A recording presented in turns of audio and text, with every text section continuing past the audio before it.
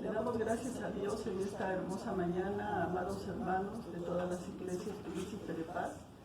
Y les invito en esta mañana a orar al Padre Celestial para que podamos llevar a cabo este pequeño servicio en honor a Él. Él resucitó, hermanos, y esto es lo que celebramos en este día. Vamos a orar. Padre amoroso, Padre maravilloso, en este momento, Señor, juntamente con tu pueblo, juntamente con tu iglesia, elevamos nuestra voz a ti, Padre, porque tú eres bueno, Señor, porque para siempre es tu misericordia y tu amor, Padre, porque estamos agradecidos contigo, Señor, porque un día tú veniste, Padre, y sufriste por nosotros en esa cruz. Llevaste, Señor, nuestras iniquidades, Señor, en tu cuerpo bendito. Pero tú, Señor, no te quedaste en la tumba, Señor, sino que tú resucitaste al tercer día, Señor. Padre, te damos gracias por este acontecimiento tan grande y tan hermoso, Padre, porque elevamos nuestra plegaria a un Dios vivo y poderoso que hizo los cielos y la tierra, y que no lo pudo contener el sepulcro. La muerte fue destruida, la muerte fue vencida por ti, Señor. Te damos gracias en este momento. Bendito sea tu nombre. Todo lo ponemos en tus manos, en el nombre del Padre, del Hijo y del Espíritu Santo. Amén. Vamos a contar, hermanos, desde sus hogares, con toda su familia, ustedes reunidos en su casa, alaben al Señor juntamente con la familia pastoral.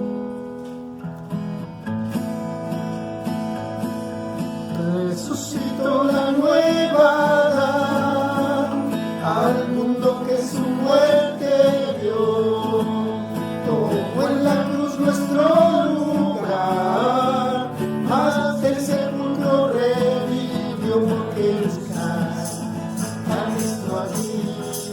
Entre los muertos ya no está, no le llores, cantar de y proclama que Cristo vive y reina ya. Vieron triste sepultar, cuantos se detuvieron fe, y su esperanza muerta ya. Creyeron sepultarlo, que porque buscar a Cristo allí. Entre los muertos ya no está, no le llores, canta al Rey y proclama que Cristo vive y reina ya. Mas el sepulcro no logró en sus prisiones retener al Cristo Rey que vencedor se levantó con su poder por regresar a Cristo aquí. De los muertos ya no está, no le llores, cántale y proclama que Cristo vive y reina ya. Resucitó, ya no tendrá la tumba sombras para el fiel, aun cuando muera vivirá. El que cree solo en él poder buscar a Cristo allí. Entre los muertos ya no está, no le llores, canta Rey y proclama que Cristo vive y reina ya. Gloria a Dios. Vamos a cantar ahora el canto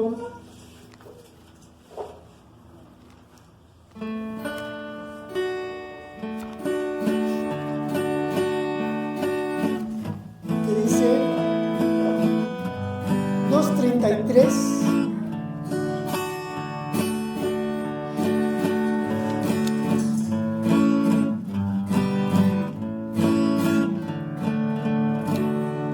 Cantan los ángeles con dulce voz, canten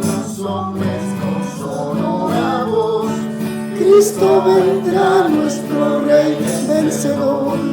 Cristo vendrá otra vez. Gloria a Dios. Viene otra vez, viene otra vez. En gloria viene al mundo otra vez.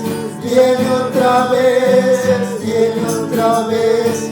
Él viene pronto a reinar. Ved en la tierra los aires y el mar, grandes señales cumpliéndose ya, todo indicando que pronto vendrá nuestro glorioso Señor. Viene otra vez, en gloria viene al mundo otra vez. Viene otra vez, Él viene pronto a reinar. Todos los muertos en Cristo saldrán de sus sepulcros y alegres irán para encontrar a su Rey, su vida. Cristo vendrá otra vez. Viene otra vez, en gloria viene al mundo otra vez. Viene otra vez, Él viene pronto a reinar. Vienen las nubes, oh buen Salvador, ven a la tierra, te ruego, Señor. Ven que tu iglesia te espera, Jesús. Cristo vendrá otra vez. Viene otra vez, en gloria viene al mundo otra vez. Viene otra vez, Él viene pronto a reinar. Sí, Señor, ven, tu iglesia te espera.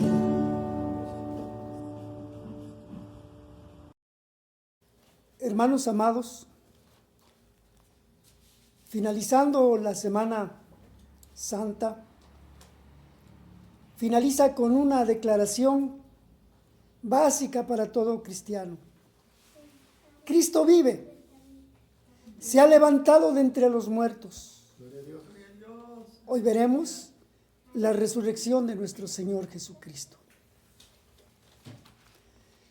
Tomamos la narrativa de Marcos 16, su versos 5 y 6. Y cuando entraron en el sepulcro vieron a un joven sentado al lado derecho, cubierto de una larga ropa blanca, y se espantaron. Mas él les dijo: no os asustéis, buscáis a Jesús Nazareno, el que fue crucificado. Ha resucitado, no está aquí. Mirad el lugar donde le pusieron. Amados hermanos, príncipe de paz, nuestra 10ª base doctrinal reza de la siguiente manera: Jesucristo vive, ha resucitado de los muertos y viene pronto por su iglesia. Vamos a empezar con esta enseñanza para ustedes, hermanos cristianos, príncipe de paz, con la palabra de Dios en Romanos 1, su verso 16 y su verso 17, que a la letra dice: porque no me avergüenzo del Evangelio, porque es poder de Dios para salvación a todo aquel que cree, al judío primeramente y también al griego. Porque en el Evangelio la justicia de Dios se revela por fe y para fe, como está escrito: mas el justo por la fe vivirá. No me avergüenzo del Evangelio porque es poder de Dios. Este poder de Dios está claramente diferenciado con el poder terrenal, el poder de los hombres que lo detentan. En tiempos de propagación de este evangelio, en la Roma imperial, el César demostraba su poder con entradas triunfantes. En estas entradas se veía al César montado en un brioso corcel, bien adornado, de oro, de joyas, un corcel precioso que impresionaba a la vista. Por eso en este tiempo, cuando el Evangelio se empezó a predicar, se empezó a difundir en los círculos intelectuales de este tiempo, y estos círculos intelectuales y de poder creían que esta doctrina era una locura, ya que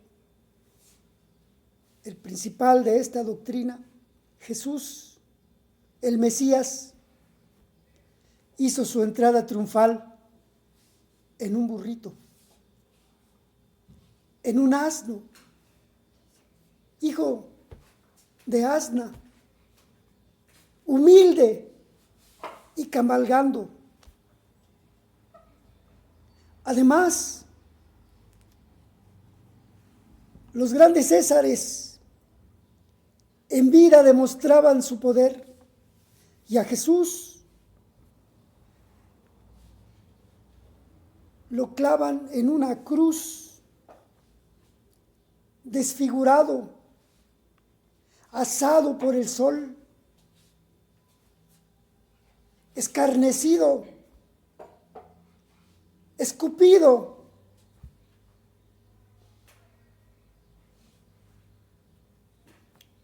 Y la palabra del Señor nos dice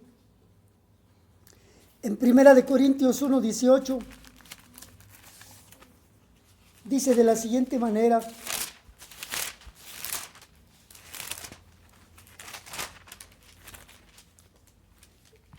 en el verso 18 de 1 Corintios,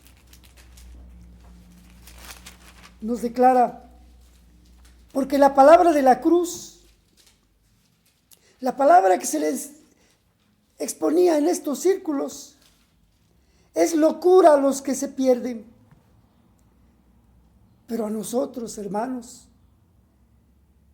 a los que hemos creído en Él, esto es, a los que somos salvos, Cristo, poder de Dios y sabiduría de Dios.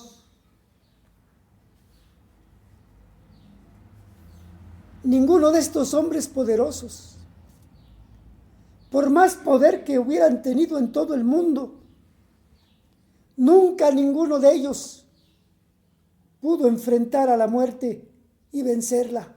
Y ese es el poder de Dios. Cristo Jesús enfrentó a la muerte, y una muerte atroz. El profeta declaraba que estaba desfigurado. Su hermosura fue atacada brutalmente a golpes. Por eso declara: verlo hemos, más inatractivo para que le deseemos. Murió en la cruz y fue sepultado en un sepulcro nuevo, conforme a las Escrituras. Enfrentar a la muerte y morir. Cualquiera que ignora el poder de Dios, cualquiera que no entiende estas cosas, puede declarar que esto era un fracaso, que Jesús había fracasado, ya que algunos declaran el fracaso de Jesús en la cruz, identificándose claramente como ignorantes de la santa palabra. Los profetas lo habían anunciado, que era necesario que el Mesías prometido sufriera y fuera sepultado, fuera muerto violentamente. ¿Por qué tendría que ser así? ¿Por qué murió en esa forma, derramando toda su sangre? El apóstol Juan habla de cuando tomó el soldado la lanza, que se la metió destrozándole el hígado, el pulmón, la pleura, con un dolor terrible y hasta el corazón. ¿Por qué murió así? ¿Por qué derramó su sangre hasta que dice la palabra que solamente salió sangre y agua? ¿Por qué? ¿Sabe por qué? Por nuestra redención. ¿Sabe por qué? Por nuestra justificación. ¿Sabe por qué? Para nuestra santificación. ¿Sabe por qué? Para nuestra propiciación. Por eso, porque Él iba a enfrentar una carga muy pesada para todos los hombres, la muerte y la muerte eterna. Por eso Jesús en la cruz, su primer palabra es: Padre, perdónalos porque no saben lo que hacen. Y enfrenta la muerte, muriendo en la cruz. Pero la palabra del Señor nos explica en el libro de Hebreos, su capítulo 2, su verso 14. Así que por cuanto los hijos participaron de carne y sangre, Él también participó de lo mismo. Tenía que ser como hombre, para poder redimir. Tuvo que hacerse pariente de nosotros como hombre y morir en la cruz. ¿Para qué morir en esta forma? Para destruir por medio de la muerte al que tenía el imperio de la muerte, esto es, al diablo.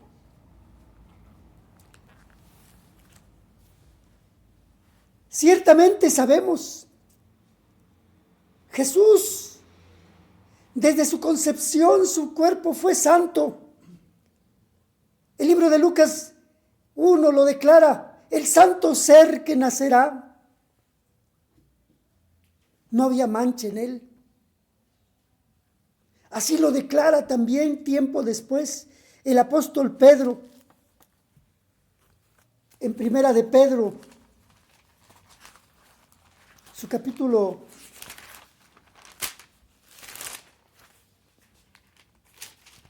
2, su verso 22, el cual no hizo pecado, ni se halló engaño en su boca. Ese era Jesús, el Cordero de Dios. Pero al que no conoció pecado, el santo apóstol, el apóstol Pablo, movido por el Espíritu Santo, en el libro de Corintios, verso 21, capítulo 5, verso 21, dice: al que no conoció pecado, por nosotros lo hizo pecado, para que nosotros fuésemos hechos justicia de Dios en él. Gloria a Dios. Gloria a Dios. En la cruz del Calvario, pues, literalmente toma nuestros pecados sobre sí. El mismo apóstol Pedro lo aclara en su carta, en el verso 24, primera de Pedro 2:24, dice: quien llevó él mismo, nadie más, no hay ninguno más, nadie que pueda interceder, solo Cristo Jesús, porque él mismo llevó nuestros pecados en su cuerpo sobre el madero, para que nosotros, estando muertos a los pecados, vivamos a la justicia, y por su herida somos sanados. Allí en la cruz no solamente llevó nuestros pecados, también llevó la maldición que nos correspondía. Gálatas 3:13 declara: Cristo nos redimió de la maldición de la ley, hecho por nosotros maldición, pues escrito está: maldito el que es colgado en una cruz. Esa maldición era para nosotros. Maldito por Dios, dice. Maldito por Dios quiere decir muerto eternamente, separado eternamente de Dios, apartado de Dios. Eso quiere decir maldito por Dios. Por eso, en su sufrimiento, el profeta 750 años antes, el Espíritu le dice: escribe. Y escribe en Isaías 53. Ahí están los sufrimientos del Señor. Y el verso 8 dice: fue cortado de la tierra de los vivientes. El verso 10 dice: pone su vida para expiar nuestros pecados. Ahí está. Era necesario que sufriera porque estaba tomando sobre sí mismo el sufrimiento que nosotros íbamos a tener. Y el verso 12 dice: fue contado con los pecadores. Y cuando sucede esto, es contado como pecador, al que no conoció pecado, y muere.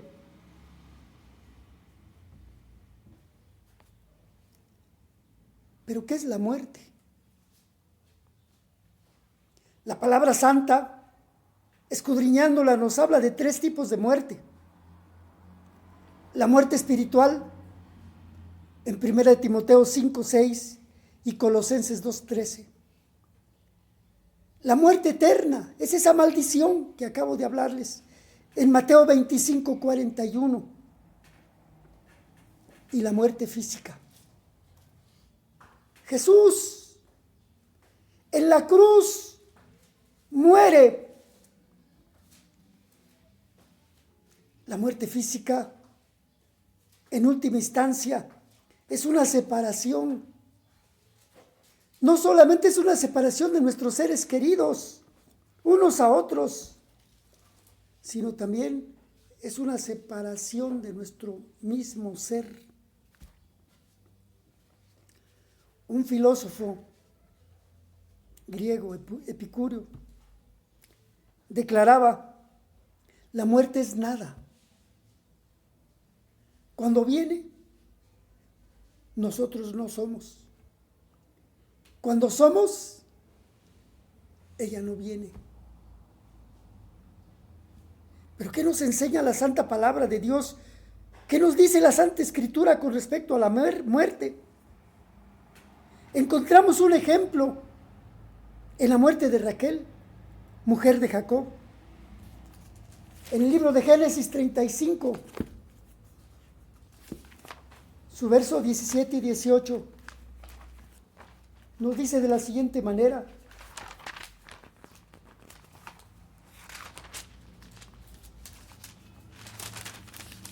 Dice así. Está narrando el caso de esta mujer. Aconteció que como había trabajo en su parto, ella estaba dando a luz, que le dijo la partera: no temas, que también tendrás este hijo. El verso 18 dice: y aconteció que al salírsele el alma, pues murió, llamó su nombre Benoni, mas su padre lo llamó Benjamín.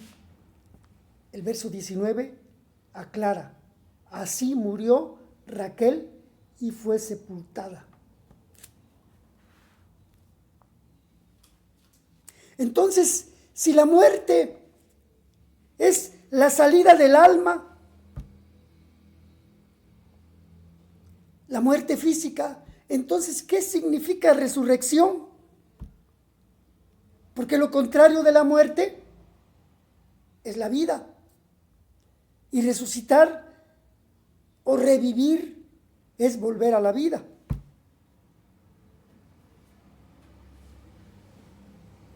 Entonces, lo contrario de la muerte, que es la salida del alma, sería el regreso del alma. Veamos el libro de los Reyes, su capítulo 17, Primera de Reyes, su capítulo 17,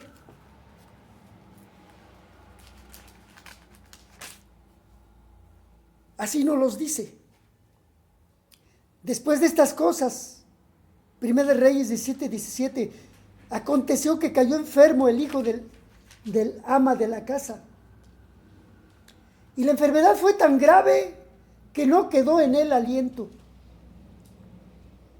Y ella dijo a Elías: ¿qué tengo yo contigo, varón de Dios? ¿Has venido a mí para traer a memoria mis iniquidades y para hacer morir a mi hijo? Aquí está hablando de la muerte. Su alma se había ido. Dice el verso 21 que este profeta se tendió sobre el niño 3 veces y clamó a Jehová y dijo: Jehová, Dios mío, te ruego que hagas volver el alma de este niño a él. ¿Qué pedía este profeta? Pedía que este niño resucitara. Y Jehová oyó la voz de Elías, y el alma del niño volvió a él y revivió. Gloria a Dios. Si el alma vuelve, ¿de dónde vuelve? Jesús también en la cruz murió. Su alma salió, su espíritu salió. ¿De dónde vuelve el alma? Porque el cuerpo ahí está. Es sepultado. Si vemos nosotros en el libro de Juan 19, en los versos 38 al 42, nos dice de la siguiente manera con respecto al cuerpo del Señor. Dice así: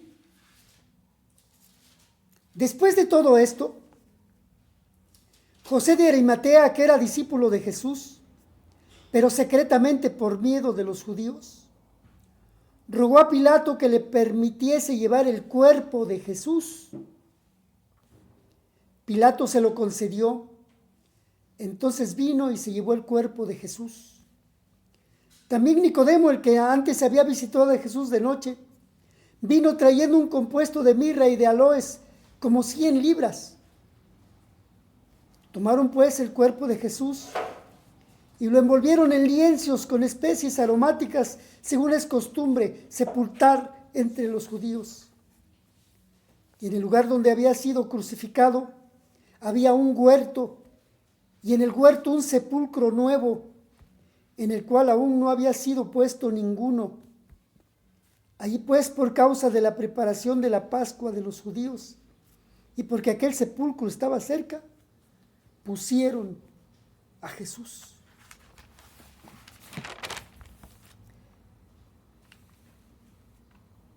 ¿Y su alma? Porque si la muerte es la salida del alma, la pregunta es, ¿y su alma? 1000 años antes, en Salmo 16, su verso 9, el profeta David, el rey David, habla tanto de la carne, lo que iba a pasar con la carne, o sea, el cuerpo del Señor y su alma. Se alegró por tanto mi corazón, en su verso 9, y se gozó mi alma, mi carne, o sea, el cuerpo, también reposará confiadamente. ¿Y su alma? El verso 10 dice, porque no dejarás mi alma en el Seol. ¿Dónde estaba el alma del Señor? En el Seol. ¿Y dónde estaba el cuerpo? En el sepulcro. Por eso el verso 10 dice, ni permitirás que tu santo vea corrupción. Porque ese es el destino del cuerpo cuando muere. Sufre corrupción.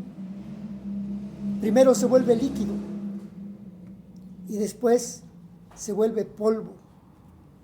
Pues del polvo fuimos tomados y al polvo volveremos. Pero no así con Jesús. Ciertamente su alma estaba siendo depositada en un lugar que conocemos como Seol. Es una cárcel para las almas separadas de Dios. Estas son las almas malditas. Allí fue depositada el alma del Señor. Pero su espíritu, en Lucas 23, 46, cuando se habló de la séptima palabra, el Señor a grande voz exclamó, Padre, en tus manos encomiendo mi espíritu. Por eso, el libro de Eclesiastés, en su capítulo 12, su verso 7 nos aclara esto. Y el polvo, dice, refiriéndose al cuerpo, vuelve a la tierra como era. Y el espíritu vuelva a Dios que lo dio. Por todo esto, la Biblia, la Santa Palabra, nos lleva a afirmar, el espíritu no muere. Lo que muere es el cuerpo. Por eso también declaramos, la muerte es una separación, la muerte física, alma y espíritu, separados del cuerpo.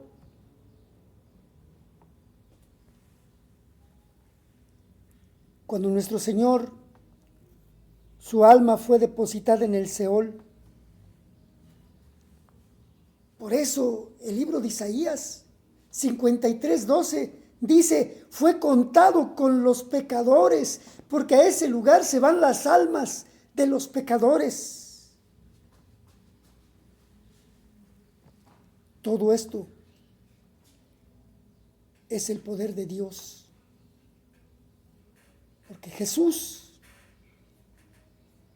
poder de Dios y sabiduría de Dios, tenía que llegar acá, a este lugar donde miles, millones, trillones y cuatrillones, el diablo los lleva a su cetro de mando, a su poder. Allí llegó Jesús. Pero el profeta Oseas, siendo revelado por Dios en el libro de Oseas, su capítulo 13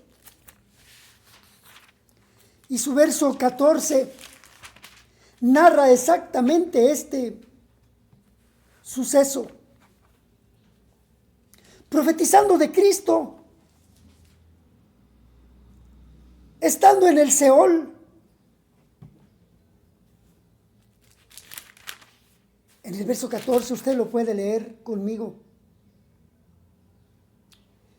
Dice, de la mano del Seol los redimiré.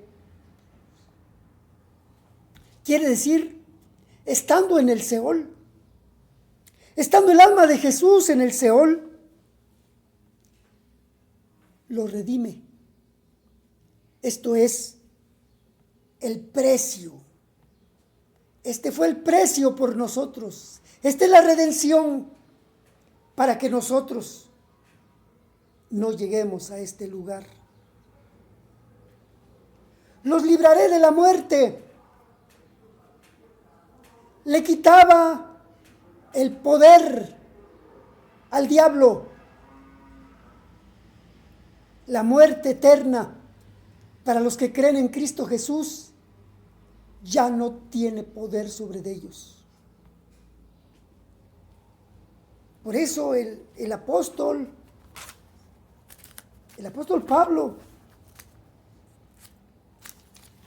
en la lectura que hicimos de Hebreos 2:14 dice, así que por cuanto los hijos participaron de carne y sangre, él también participó de los mismos para destruir por medio de la muerte.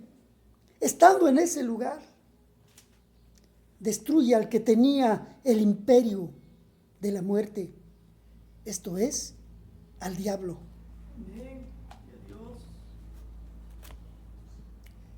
Y les dice en Oseas 13:14, les da una sentencia a la muerte eterna y al Seol. Oh muerte, yo seré tu muerte y seré tu destrucción, oh Seol, sin compasión. Por primera vez vemos que destruye sin compasión estos baluartes del diablo. Esto fue escrito muchos años antes de que sucediera, pero cuando sucede, nosotros podemos decir, estando en el Seol te redimo, te libro de la muerte en presente. Oh muerte, yo soy tu muerte y soy tu destrucción, oh Seol. Así lo podemos declarar hoy. Porque se levanta victorioso. Resucita, mata la muerte y resucita. Para que así tú también, como Él resucitó, los que creemos en Él, la muerte eterna no tendrá poder sobre nosotros. Cristo fue allá por nosotros.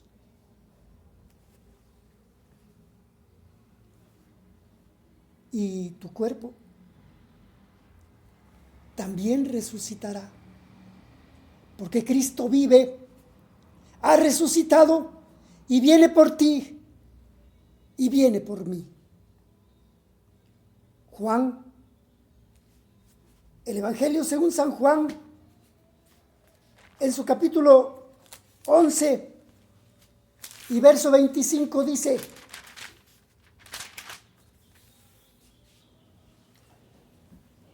Jesús le dijo, yo soy la resurrección y la vida. El que cree en mí, aunque esté muerto, vivirá. Cristo ha resucitado. Ya no está en la tumba. Nuestro Dios ha vencido con poder. Este es el poder de Dios. Este es el evangelio de Dios. Esto es por lo cual nosotros no nos avergonzamos. Que Dios te bendiga. Que Dios te guarde.